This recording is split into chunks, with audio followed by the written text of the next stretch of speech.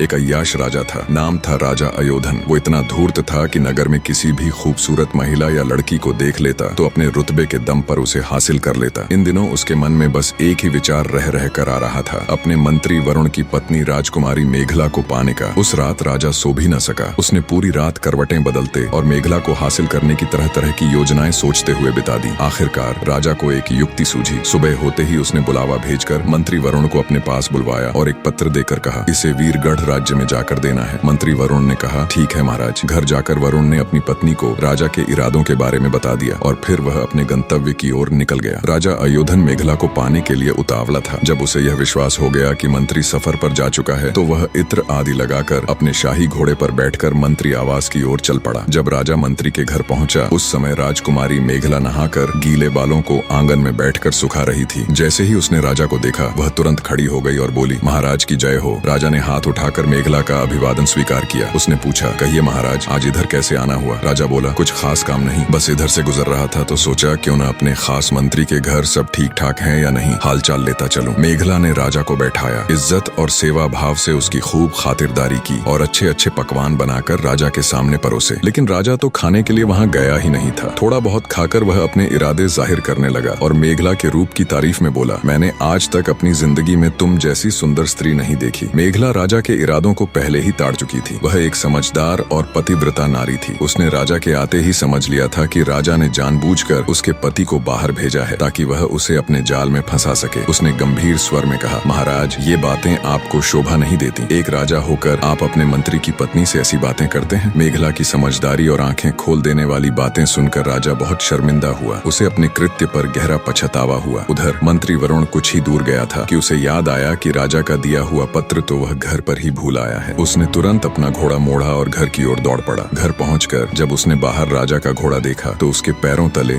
जमीन खिसक गई। उसे सारी बात समझते देर न लगी। उसके मन में शक ने घर कर लिया कि शायद उसकी पत्नी राजा के साथ रंगरेलियां मना रही है। उसका खून खौल उठा, पर फिर भी उसने खुद को काबू में रखा। खून का कड़वा घूंट पी गया। वह चुपचाप घर में घुसा, पत्र उठाया और बिना किसी को दिखे वहां से निकल गया। वह राजा द्वारा बताई गई जगह पर पत्र पहुंचा आया। जब वह वापस दरबार में राजा के सामने हाजिर हुआ तो राजा ने बहुत सारे हीरे जवाहरात उसे इनाम में दिए। मंत्री वरुण ने वे सारे रत्न ज्यों के त्यों अपनी पत्नी मेघला को दे दिए। जब मेघला ने पूछा, इतना सब कहाँ से आया? वरुण बोला, यह सब राजा ने तोहफे में दिया है और तुम्हें मायके छोड़ आया हूँ। समय बीतता गया, न तो मंत्री ने कोई खोज खबर ली और न ही पत्नी को लेने गया। जब बहुत दिन बीत गए तो राजकुमारी मेघला के भाई थक हार कर मंत्री के पास पहुँचे और पूछा, तुम हमारी बहन को लेने क्यों नहीं आ रहे हो? मंत्री ने कहा, मैंने उसके प्रति अपने सभी कर्तव्य पूरे कर दिए हैं, अब वो मेरी जिम्मेदारी नहीं है। राजकुमारी मेघला के भाई राजा के पास पहुँचे और मंत्री की शिकायत की। राजा ने तत्काल मंत्री वरुण को भी दरबार में बुला लिया। मेघला के भाई बोले, महाराज, हमने इस व्यक्ति को एक सुंदर हरा भरा फल फूलों से लदा बाग सौंपा था जिसमें एक मीठे पानी से लबालब भरा कुआं भी था, परंतु इसने उस बाग को उजाड़ दिया, सारे फल खा गया और कुएं का पानी भी गंदा कर दिया। राजा ने मंत्री से पूछा, क्या ये सब ठीक कह रहे हैं? अपनी सफाई में कुछ कहना चाहोगे? मंत्री वरुण बोला, जी महाराज, मैंने उन्हें वो बाग जैसा उन्होंने दिया था उससे भी बेहतर स्थिति में लौटाया है। राजा ने फिर मेघला के भाइयों से पूछा, क्या मंत्री सच कह रहा है? वे बोले, हाँ महाराज, बात तो सही है कि बाग सही सलामत है, लेकिन हम जानना चाहते हैं कि इसने बाग वापस क्यों कर दिया। राजा ने मंत्री से पूछा, तो बताओ, बाग वापस करने की वजह क्या थी? मंत्री बोला, महाराज, इसकी वजह ईर्ष्या या नफरत नहीं है। एक दिन जब मैं बाग में गया तो वहाँ शेर के पंजों के निशान देखे। मुझे डर लगा कि कहीं वो शेर मुझे भी न खा जाए। बस इसी डर से मैंने बाग में जाना छोड़ दिया। राजा सबकी बातें ध्यान से सुन रहा था। वह सिंहासन से खड़ा हुआ और बोला, मंत्री साहब, आप अपने बाग में बिना किसी डर के लौट जाइए। यह सही है कि शेर उस बाग की तरफ गया था, लेकिन वह वहाँ न कोई नुकसान कर सका, न पत्ता तोड़ सका, न कोई फल खा सका। वह मायूस होकर लौट गया। मैं कसम खाकर कहता हूँ कि मैंने आपके बाग के चारों तरफ ऐसी मजबूत दीवार पहले कभी नहीं देखी। इसके बाद मंत्री सीधा अपनी ससुराल गया और अपनी पत्नी मेघला को ले आया। सारा मामला बिना राजकुमारी मेघला की इज्जत को ठेस पहुंचाए सुलझ गया और दरबार में बैठे किसी भी व्यक्ति को असल माजरा समझ में नहीं आया।